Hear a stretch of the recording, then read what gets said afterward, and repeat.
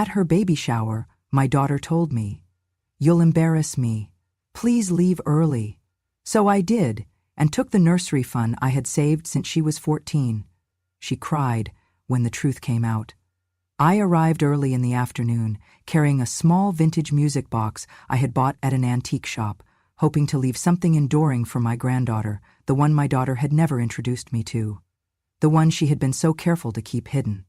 The sun shone through the bay windows, illuminating floral arrangements in blush and cream, and I could hear laughter and champagne popping downstairs even before I rounded the last corner.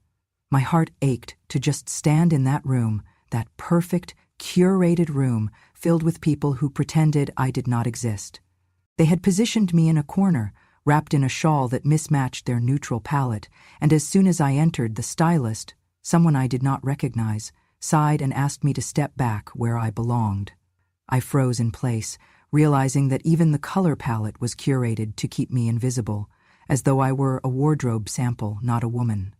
I lowered my gaze and stood by the wall, the hush of my own breath louder than the party chatter. My daughter greeted me with a tight smile, her phone in hand, dressed perfectly in beige, as though I were an accessory she could remove when inconvenient. Without looking up from her screen, she said, "Mom, just for today, please act normal, or I will crop you out completely."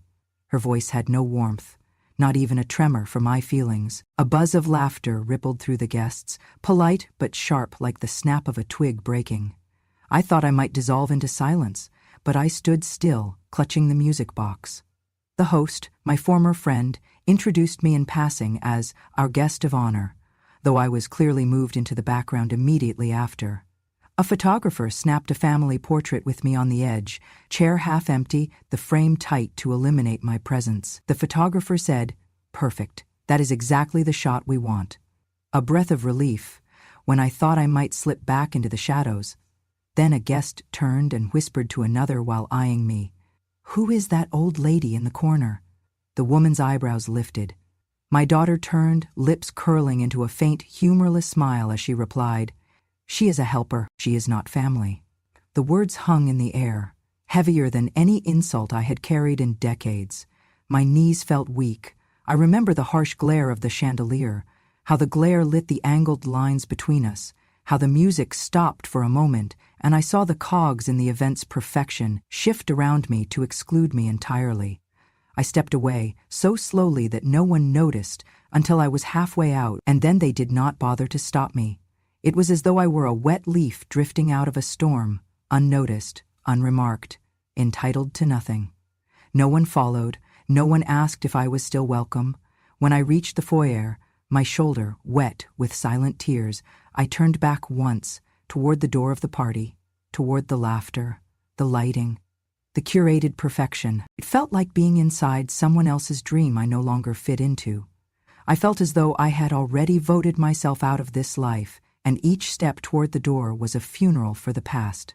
At the gift table, I placed the ribbon-wrapped music box and a small, plain envelope that read, "For the baby, from the embarrassment you grew up with." I did not expect her to open it. I just wanted her to hold it. I left through the front door and walked away, with my purse slung over my shoulder and a single tear tracing down like a confession. When the door closed behind me, I heard a slight gasp. A fork hit a plate, but no footsteps followed. My daughter was 17 when she told me she was pregnant. She stood in the kitchen with trembling hands, mascara streaked down her cheeks, whispering over and over again, "I cannot keep it.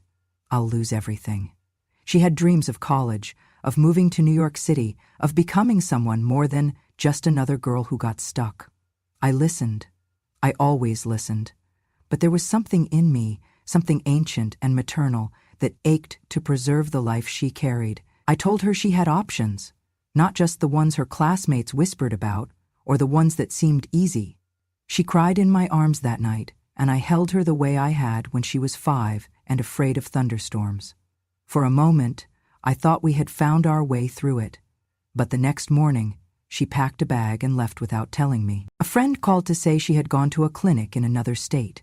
I did not panic. I prayed. I waited.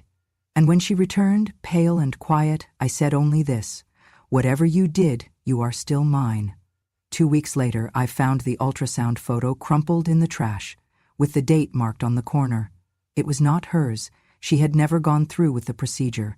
She begged me not to tell anyone. "I will go insane if they find out," she whispered, face white with dread. I knew the boy had disappeared. I knew the shame she feared more than anything was not about the child, but about losing the clean future she'd designed for herself. I made the arrangements. I contacted a former student of mine she and her husband had tried for years to adopt. I said I knew of a baby who needed safety, discretion, and love.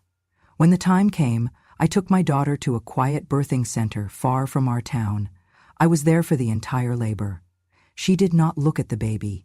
She asked for the lights to be turned off. She wanted it to feel like a bad dream. When we returned home, no one knew. She told her friends she had gone to Europe for a summer pre-college program. She posted pictures of the Eiffel Tower from Pinterest. She smiled wider than she ever had before.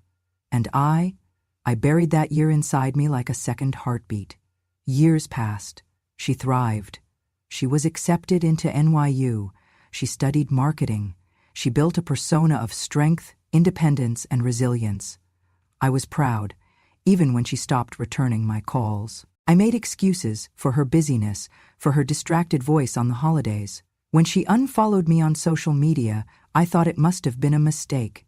Then one day, a friend showed me an article. "She's incredible," the woman said. I had no idea she came from so little. I stared at the headline, "From foster care to fortune, how one woman built an empire with no family and no help." The words struck harder than any slap. No family, no help. My hands trembled as I scrolled through her quotes. I grew up in the system. I never really had a mother, but maybe that gave me the freedom to become the woman I am. I wanted to believe it was a mistake. I waited for her to call me, to explain, to say it had been taken out of context.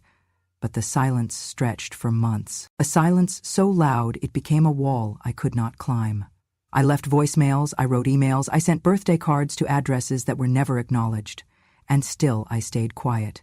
Because maybe she needed the lie more than I needed the truth. But there is something cruel in watching your child rewrite you out of their story. Something devastating about seeing photos of your daughter on the cover of a magazine holding a trophy with the caption, "I had no one, so I became someone." I was not no one. I was the woman who paid for her violin lessons, who worked night shifts as a librarian, who pressed cold cloths against her forehead when she had mono. I was the woman who saved her daughter's future at the cost of her own. And now, I was a ghost she had trained herself to forget. I started to notice a pattern. Every time she needed to appeal to investors or grow her audience, she leaned further into the narrative. I never had a real mother figure. I was raised in the shadows. I fought my way out of darkness. And with each phrase, she pulled the soil tighter over my grave. That baby she gave away? I received letters every Christmas from the adoptive mother. Polite, warm notes about milestones, first steps, first words, favorite books. I kept them in a wooden box by my bedside. I never responded. That was our agreement. But I knew. I always knew where my granddaughter was, who she was becoming, and maybe that is what gave me strength to endure the rest. When people looked at me with pity, I said nothing. When her fans left cruel messages on my old blog, calling me a faker, a liar, and an opportunist, I deleted them quietly. I did not defend myself, because I had already defended her. But one day, someday, I knew the story would surface, and when it did, I wanted to be ready. Not with rage, not with revenge, but with truth. Because the truth, no matter how long it sleeps, eventually wakes up. When I was younger, I used to believe that heartbreak came all at once, like the crash of a window or the breaking of a dish, something loud, something sudden. But I have learned, in these final chapters of life, that the most painful breaks come not in moments of fury, but in tiny, calculated absences. The first time I noticed something had shifted, I was scrolling through my daughter's Instagram page, trying to find a photo of us together. Just one. A memory, even if curated, that told the world I existed. But there were none. She had deleted every picture that even hinted at my presence. Christmas mornings, high school graduations, Mother's Day brunches, all gone. In their place were polished images of her standing alone, arms crossed confidently in front of minimalist backdrops, with captions like, "Built myself from nothing," and "No parents, no problem." At first, I told myself it was a branding thing, that she was streamlining her feed to match some aesthetic, that everyone was doing that now. But then I saw it. The only family photo left was of her and her father, taken when she was sick. A man who had not paid a cent of child support, a man who vanished before her first school recital. He was framed like a martyr, a lost hero, and I was airbrushed out of existence. One night she went live on a stream that popped up in my email. Q&A with the founder, it said. I clicked, heart pounding. Her face lit the screen, beautiful and poised, her voice cool and composed. A fan asked about her childhood, and she smiled like it was a well-rehearsed line. "I never really had a mother figure," she said. "I was raised mostly by institutions, foster families, books mostly. I mothered myself." My mouth went dry. I paused the screen, rewound it, played it again. Not a slip, not a metaphor, a clear, cruel erasure. The comments flooded in. "You're so strong, a real self-made woman. This is why you're successful. No dead weight holding you back." And I sat there with my teacup trembling in my hand, wondering how long I had been dead to her. When I went to the grocery store the next day, an old friend stopped me by the frozen peas. She looked uncomfortable, twisting her wedding band with her thumb. "I saw something," she said. "Online. About your daughter." She said she grew up without a mother? I opened my mouth to respond, but no words came. I could not bring myself to say what I needed to say, that I had raised her alone, that I had ironed her uniforms and braided her hair and sold jewelry at flea markets to pay for her violin lessons, that I had held her while she sobbed over her first heartbreak, and that I had nearly broken my own back covering for her shame. Instead, I smiled and said, "There must be a misunderstanding." But misunderstandings have a way of spreading like mold. Soon my phone calls went unanswered. Neighbors who used to wave began looking the other way. One woman, who had once invited me to every garden party, now told others that I was obsessed with my daughter's fame. The church book club I had attended for 12 years quietly removed me from the group message. I tried to call my daughter one evening, just to ask her why. I did not demand, I did not cry, I simply asked, "Sweetheart, is there something I've done?" Her answer was silence at first, then a heavy sigh. "Mom," she said, "you need to stop stalking me online. You're embarrassing." That was the word she kept using, embarrassing. Not abusive, not cruel, not neglectful, embarrassing. I wanted to scream, to ask, what did I do that was so shameful? Was it the apron I wore when I worked nights at the diner? The way I wrapped her leftovers in foil shaped like swans? Was it that I was not glamorous enough for her brand, not tragic enough for her backstory? But I said nothing. Instead, I opened an old box under my bed, letters she wrote me from college, drawings she made in second grade that read, "My mommy is my best friend." I touched the corner of a photograph of us at the zoo, her head resting against my shoulder. I remembered the way she used to curl into me on the couch, whispering secrets she told no one else. I sat with those memories until the sun set, and then I quietly put them away, because I knew that in her new world, those memories had no place. She did not just erase me from her narrative, she rewrote me into something shameful, and in doing so, she did not just damage my reputation, she shattered the core of who I had been, for her entire life. There is a loneliness deeper than solitude. It is the loneliness of being unwelcome in the story you helped create. But even in that silence, even in the cold of being cast aside, I did not fight back, not yet. I had something she did not know about. I had time, and I had the truth. There is a moment in every mother's life when love becomes survival. Mine came quietly, without fury or ceremony.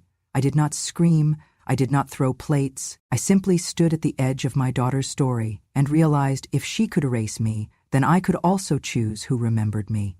The day after she told me I was embarrassing, I took out the small silver key I had worn around my neck for 40 years. It was thin and warm from years of skin contact, and I had long forgotten how heavy the air felt whenever I turned that lock. The safe was inside a narrow closet behind old linens and a broken sewing machine. It smelled of cedar and the past. Inside was everything she had forgotten I once owned. The deed to the apartment I still technically held in my name. The savings account information I had quietly built from decades of unspent birthday money and retirement deposits. The stock certificates in a paper envelope she once told me to throw away because paper doesn't mean anything now. I counted it all, $60,000 in liquid value, and more in assets I had never touched because they were never meant for me. They were meant for her.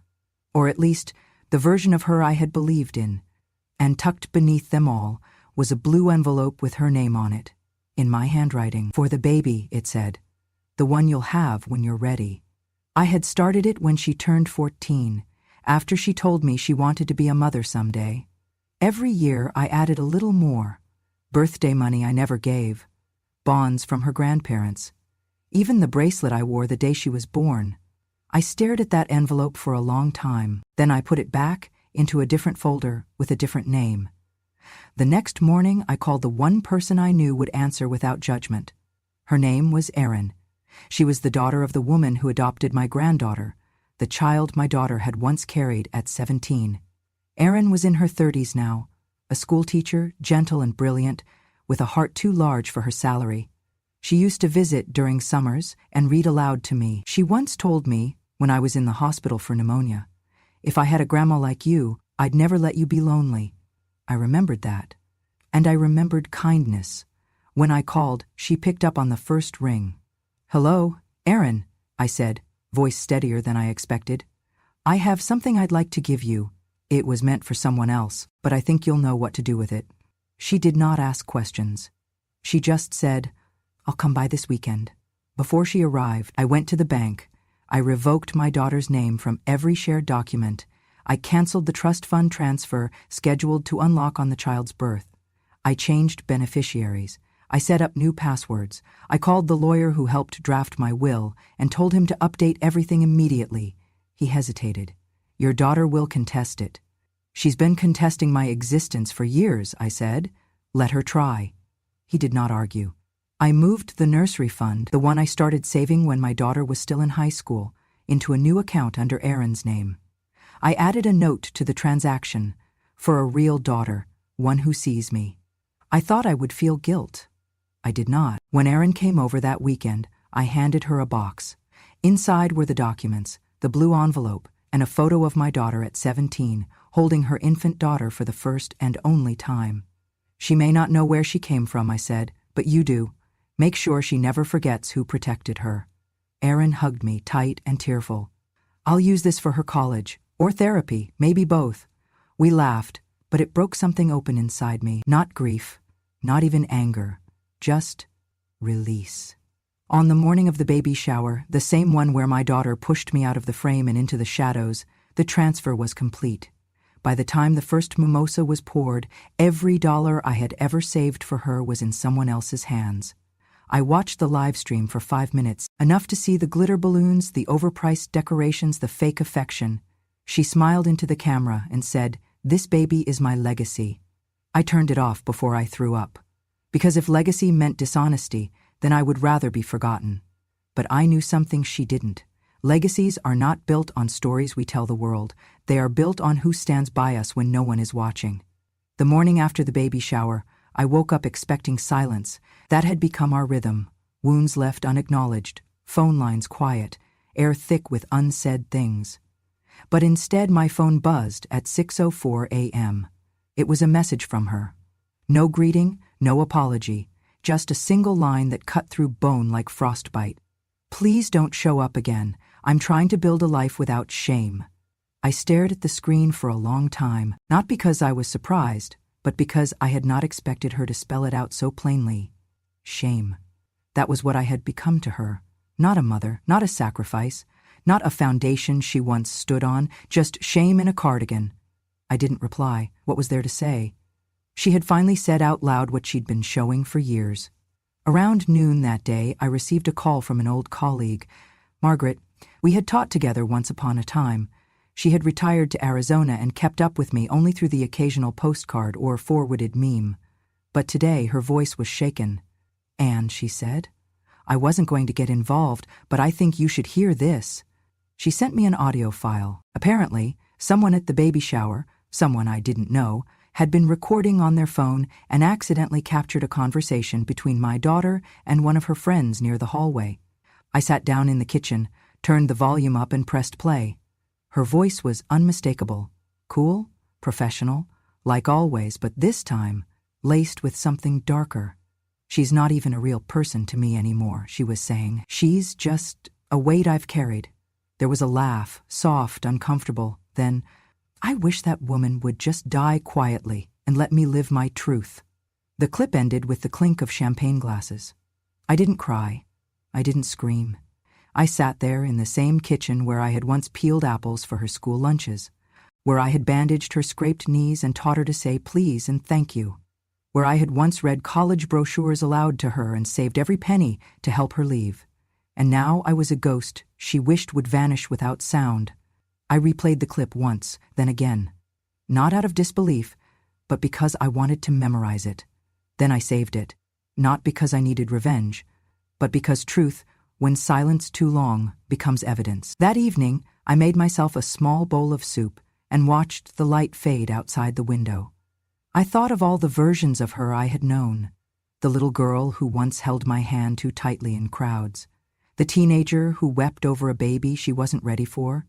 The woman who built an empire by erasing every trace of where she came from. And I thought of myself, not as the mother she disowned, but as the woman she underestimated. That was her mistake, because I had given her life. But I did not owe her my silence. I had not touched the piano in years. My fingers were slower now, the joints stiffer, the strength in my hands fading like breath on glass. But that afternoon, I opened the lid, wiped the dust from the keys and played a soft version of Edelweiss, the lullaby I used to hum to her through bedroom doors she now pretended never existed. I set my phone against a stack of old books. No filters, no lighting tricks, just a grandmother in a cardigan, speaking softly over a melody the internet would not expect. When I finished playing, I looked into the lens and said only this: she wasn't alone. She was never alone. I was there, every minute. She just rewrote the story. My voice did not shake. I reached for the manila folder I had placed beside the piano bench. I held up a photo, a 17-year-old girl with fear in her eyes and a barely visible bump beneath her sweatshirt. My daughter. She got pregnant at 17, I continued. I helped her give birth. I helped her place that baby in the arms of a family who had prayed for her. I did not shame her. I protected her. I kept her secret for 17 years. I held up the adoption document. She says she had no mother, but she had me. She just stopped needing me the moment I stopped being useful to her narrative. I did not name her. I did not curse. I just told the truth. The video was 3 minutes and 27 seconds long. I uploaded it to a platform I barely understood, typed one sentence in the caption, "Truth doesn't need a filter," and pressed post. I closed the laptop and went to make tea. By evening, my phone began to buzz. First it was Aaron, "You're going viral, are you okay?" Then my lawyer, "You might want to stay offline for the next 48 hours. This exploded, and finally, a name I did not expect. Margaret, from church. "I'm so sorry," she whispered. We all believed her. We didn't know. The video had crossed 500,000 views before midnight. By dawn, it passed 2 million. Someone had spliced my piano into a TikTok trend. Another user created a side-by-side clip of my daughter's I Never Had a Mother interview and my adoption documents. People began digging. Old-school records, photos, blog posts, obituaries that named me explicitly as her mother. Then came the headlines. Fake orphan, influencer's mother speaks up. Truth bomb, quiet grandma destroys online, legacy of self-made CEO. The backlash was swift. Hashtags flipped. Motherless to millions turned into erased my mother. Influencer watchdog accounts began dissecting her brand, her quotes, her ghost-written memoir. Parents wrote threads about the dangers of manufacturing trauma for profit. But the loudest blow came 2 days later. The luxury baby brand that had sponsored her entire launch campaign pulled out. Their statement was short. "We support honesty. We cannot, in good conscience, continue to partner with a public figure whose personal narrative appears to have been falsified at the expense of a family member. I watched the video where she tried to apologize. Her makeup was perfect, but her hands shook. She said, "I didn't mean to hurt anyone. I needed a story that made sense of the pain." I didn't comment. I didn't need to. The world had finally heard mine, and in that moment, I realized something simple. Silence may be survival, but truth is salvation. There are many kinds of justice in this world. Some are loud, courtrooms, sirens, broken doors.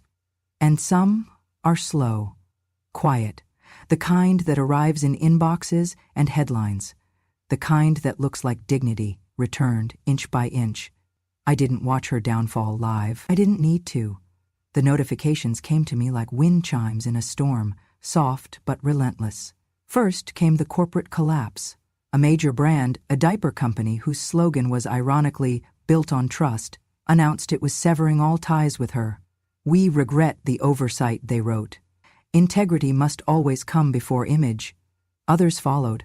Sponsorships vanished in less than 72 hours. Scheduled appearances were pulled. Podcast invitations were rescinded. Her book, one that painted her as an orphaned phoenix, was quietly delisted from 3 platforms. She stopped trending for inspiration. She started trending for fraud. The court notices came next.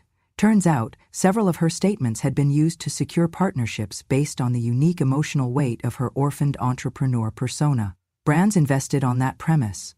One even filed a claim for breach of contract, alleging she built a false origin story to create commercial appeal. They called it emotional misrepresentation, a new term for an old sin. I did not celebrate. I just watered my plants and added another coat of varnish to the chair on the porch, the same porch where I once rocked her to sleep. But what struck me most, what rooted the moment in something deeper, was not the lawsuits, nor the headlines, nor even the meme accounts that called her the mom eraser. It was the letter. It arrived folded neatly inside a legal envelope, but the handwriting was familiar. My lawyer had delivered it on behalf of a colleague, one I hadn't seen in decades. A family attorney who used to help me draft paperwork when my daughter was applying for scholarships. Inside was a statement he had helped prepare. A formal complaint about patterned emotional neglect and public misrepresentation of a surviving elder, submitted to a review board. It read, in part, "There is clear indication of exploitative behavior and emotional harm inflicted upon a senior family member for the purpose of advancing a falsified narrative. This should be considered in all matters of estate planning, power of attorney, and future claims of care." He added a personal note in his own cursive.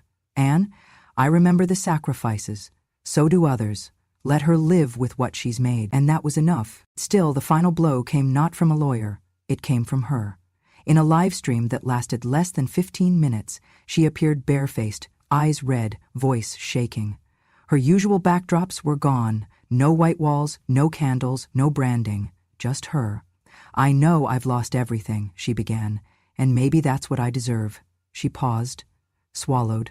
"I thought I needed to escape the version of myself that grew up needing people. I thought if I rewrote the story, I could control it. That I could own the pain instead of feeling it." She sniffed, looked down. Maybe I did erase her, but it was easier than admitting I was scared.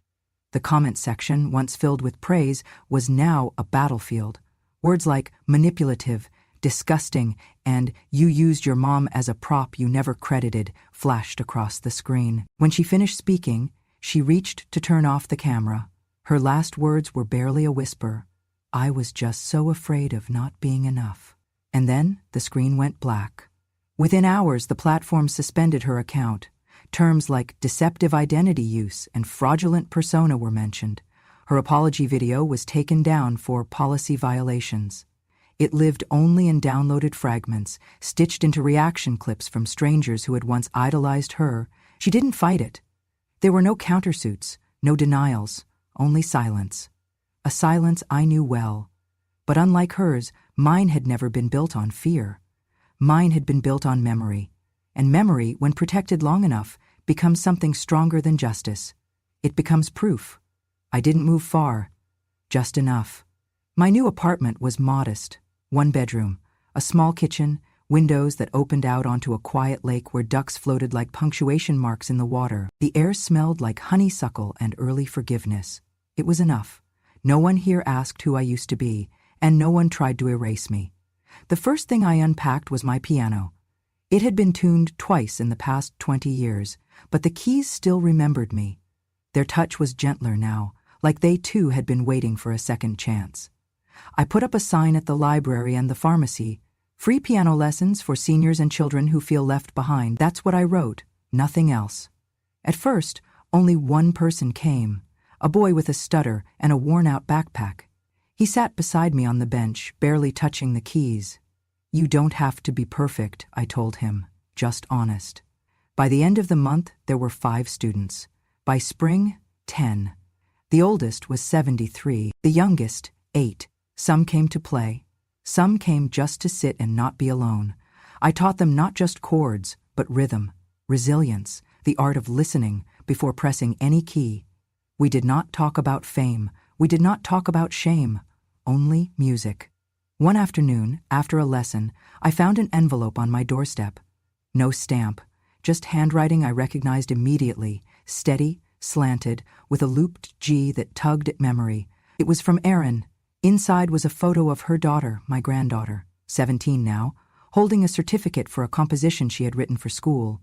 The note said, "She doesn't know the whole story yet, but one day she will, and when she does, I want her to hear your music first."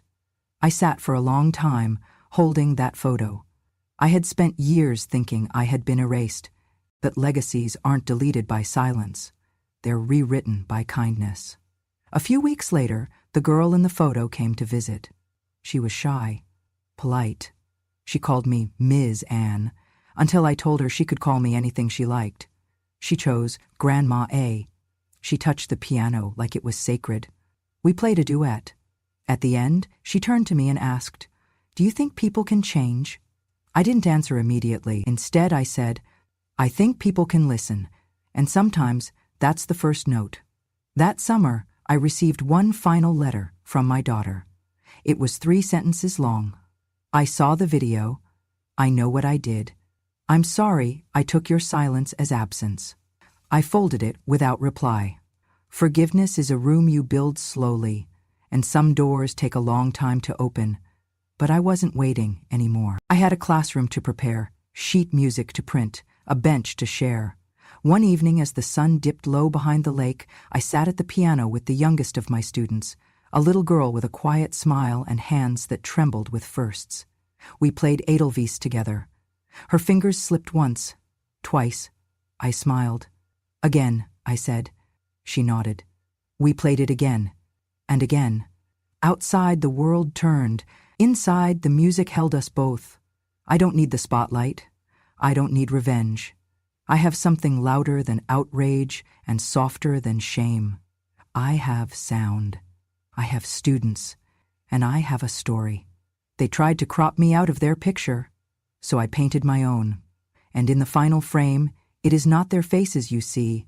It's a grandmother teaching a child to find her voice through the keys. The screen fades, but the music doesn't stop, because silence isn't weakness. It's what happens when a mother learns to let her piano speak for her. I had learned long ago that endings do not always arrive with fanfare. Some simply settle into the soft hum of everyday life, in places you least expect them. For me, the end did not come in headlines or courtrooms, but in the quiet morning light slipping across my new kitchen floor. I have not gone back to the house we once shared, not because I cannot, but because I should not.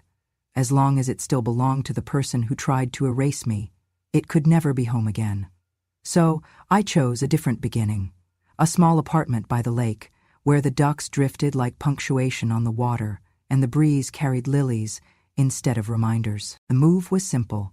A few pieces of furniture, boxes labeled books, piano, letters. Everything I did not need for my story to be heard again. My back ached for a few days, and I slept like the living finally should, without fear, without design. I pulled the piano into its corner and let my fingers remember their song.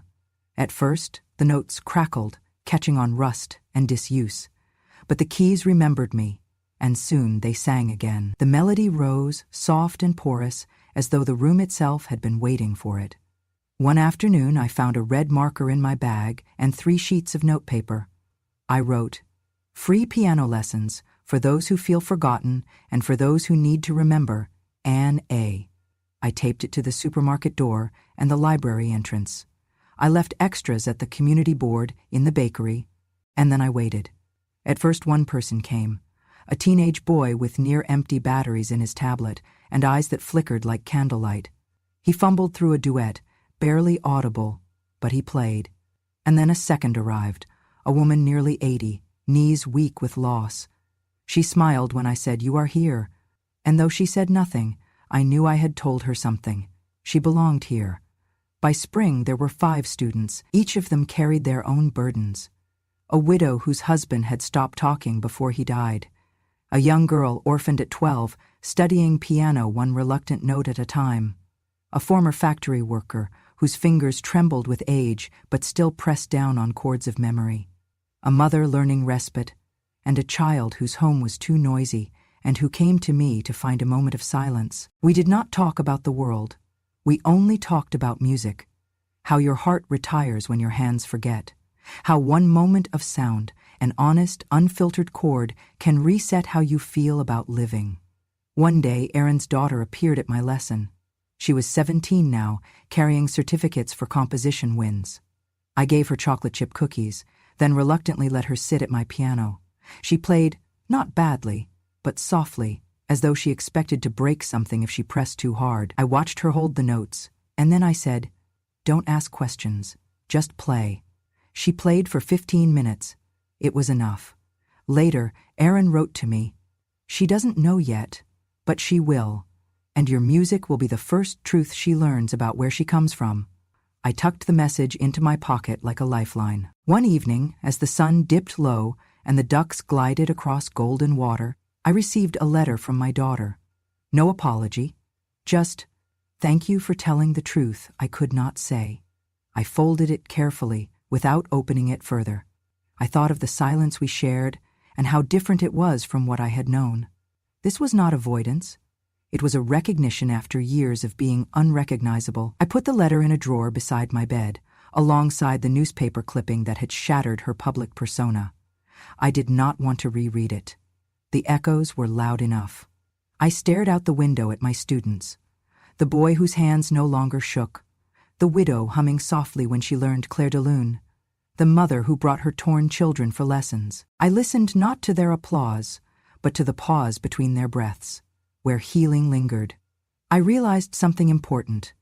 Endings rarely happen in one moment. They unfold in the little sureness of a child's finger learning middle C, in the soft return of peace to someone's posture, in the watching of music bloom in others. This was my ending. Quiet, gradual, a reclamation named Melody and Presence. I walked downstairs to check the mail. It contained my publishing contract, or rather, the release of it. My daughter's pressing popularity had at one time been sponsored by my story, an orphaned, motherless tale. Now that was gone. The words we had woven to sell hope were unraveled. I took the contract upstairs and sat by the piano. Snow-white keys glowed beneath the lamp. I placed pen to paper, not to correct history, but to continue. The book I would write now would be lessons, not confessionals. A lesson on what it means to be erased, a lesson on what harmony sounds like afterward, and a lesson on how quiet can be louder than fame. Because they tried to crop me out of the frame.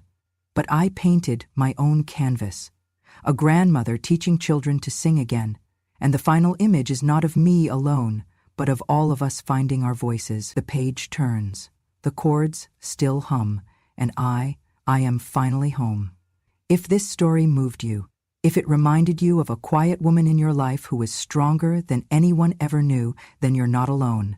Here on Grandma True Stories, we tell the truths they tried to bury.